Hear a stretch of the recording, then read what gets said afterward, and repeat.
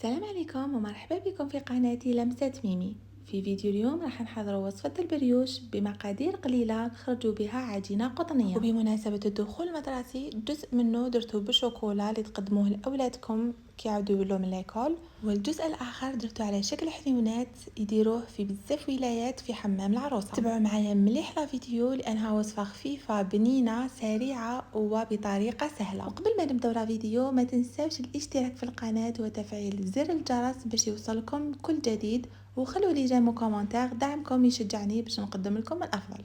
ونبداو مباشره في الوصفه اللي فيها كاس ونص تاع حليب دافي، واستعملت هذا الكاس المتواجد في جميع البيوت. نزيدوا لها مغرفه كبيره تاع خميره الخبز، كاس الا ربع من السكر، نصف كاس من الزيت، وحبه بيض كامله، مغرفه صغيره ولا نصف ملعقه كبيره من لافاني، ونزيدوا لها على راس مغرفه صغيره تاع الملح ولا حوالي 3 قرصات من الملح باش ما تجيناش لاباط صامته. نخلطوا جميع المكونات مع بعض ونضيفوا لها مبشور الليمون، وكما تقدروا تضيفوا مبشور البرتقال اذا كان متواجد، حيعطينا ريحه هايله في البريوش تاعنا. ونبداو نزيدو في لافارين غير بشويه، مع العلم انه البريوش لازم ما نكثرولوش لافارين باش ما يجيناش ثقيل، ونديروا حساب بلي الفارينه تشرب لنا. نضيفوا لها ايضا كيس كامل من الخميره الحلويات، ودائما نحب نضيفها مع لافارين باش تعطي المفعول تاعها. نبداو نضيفوا في لافارين تدريجيا باش نتحصلوا على القوام المطلوب. استعملت انايا نوعيه تحسيم ولكن ماهيش ضروريه، تقدروا تستعملوا اي نوعيه، المهم تكون نوعيه تي 45 ولا اللي تكون خاصه بالعجائن باش يجيكم البريوش تاعكم خفيف وماشي ثقيل. كيما راكم تشوفوا بديت نضيف لافارين بشويه ونخبط من الفوق لتحت، كيما راكم تشوفوا مانيش نعجن فيها وانما راني ندخل فيها من الفوق لتحت هكا. نزيدوا لها مغرفه تاع زبده، نوزعوها على كامل العجينه تاعنا، وشوفوا القوام تاع العجينه راهي طريه وما تلتصقش في الايدي.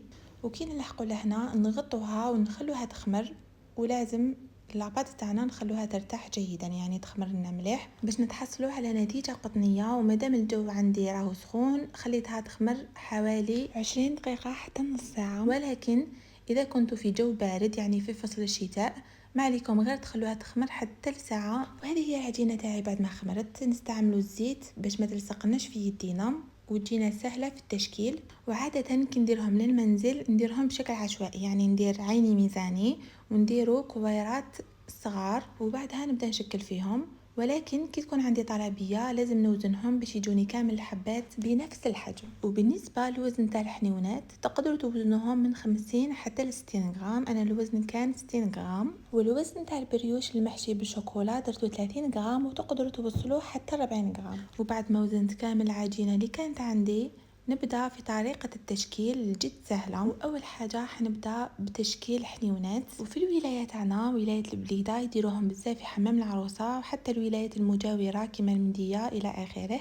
قولوا لي نتوما اذا عندكم هذه العاده وديروهم في حمام العروسه ولا لا، مع ذكر الولايه تاعكم باش نعرف اذا هذه العاده منتشره في ولايات اخرى ولا غير عندنا. وكاين بزاف طرق نشكلوا بهم الحنيونات، ولكن الطريقه اللي نستعملها انا نحلو العجينه تاعنا بهذا الشكل الطولي ونشدوها باصابعنا كيما راكم تشوفوا، نشكلو عقده، وبعدها نجيبو باليد الاخرى ونبداو ندورو في العجينه كامل على المسياسه هكا باش يخرج لنا شكل حنيونات. ودائما الثقب اللي يكون في الوسط نحاولوا نوسعوه، خاطرش كي تخمر حتنغلق لنا في الوسط، ومع تزيد الطيب تزيد تنغلقنا في الوسط. ثم دائما نحاولوا نفتحوا الحنيونات تاعنا في الوسط قدر المستطاع. وبالك تجيكم الطريقه شويه صعبه في البدايه، ولكن من الحبه الثانيه تبداو تتعلموا وتشكلوها بطريقه سوا كما راكم تشوفون. نحلوا العجينه تاعنا بشكل طولي ودائما نساعدوا روحنا بالزيت باش ما تلتصقناش العجينه.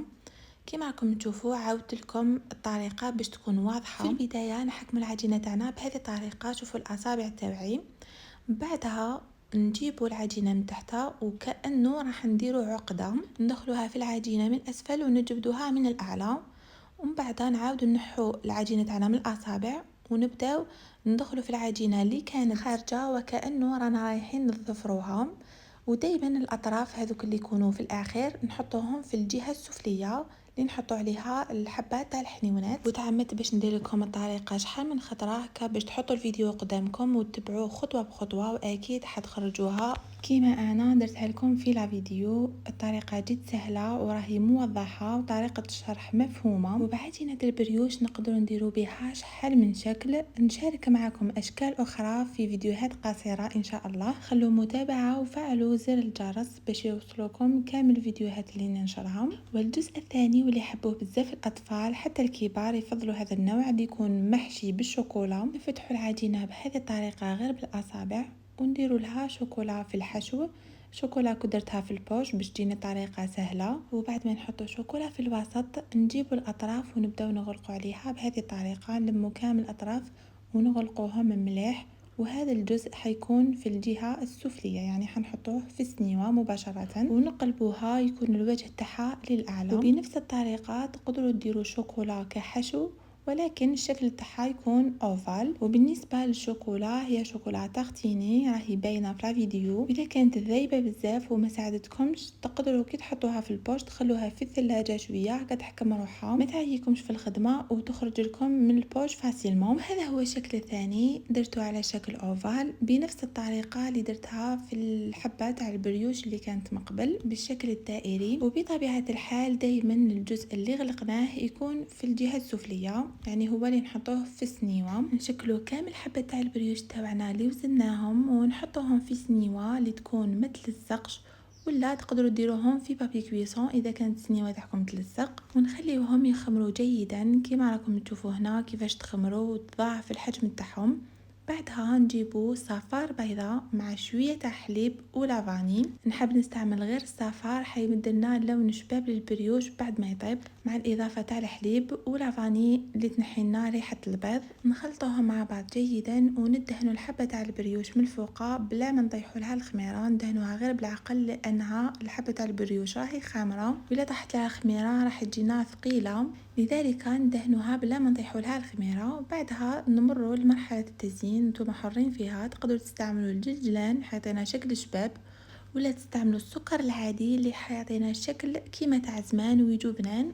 وهذو بعد ما دهنتهم كامل بالبيض ودرت لهم الجلجلان الجزء الاخر درت له شويه من السكر وكامل خمروا. الفرن تاعي كنت شعلته 15 دقيقة من قبل على 180 درجة ودخلتهم. واذا كانوا طابوا لكم من تحت ومازالوا ما حماروش من الفوق تقدروا تشعلوا لهم من الفوق باش يكونوا حماروا حتى توصلوا للون اللي حبيتوه وتتحصلوا على ابن بريوش بعجينة قطنية مع طريقة جد سهلة وما يديلكمش الوقت في التحضير، وحتى مكوناته جد بسيطة ومتواجدة في كل منزل وتفرحوا به أطفالكم. واللي حابين يحتفظوا به ما عليكم غير تحطوه في كيس بلاستيكي وتحطوه في المجمد وهو جديد، يعني غير يبرد لكم دخلوه في المجمد وكي تحبوا تاكلوه تخرجوه وتسخنوه وهكا يبقى لكم بنفس الجودة. واي سؤال حبيتوا تطرحوه عليا خلوه لي في التعليقات وحنجاوبكم عليه مباشرة. وخلوا لي الوصفات اللي حابين تشوفوها معايا في الفيديوهات القادمة. ودوكا ما بقى لي غير نقول لكم تهلاو في روحكم، تلاقاو في فيديو جديد مع وصفة جديدة.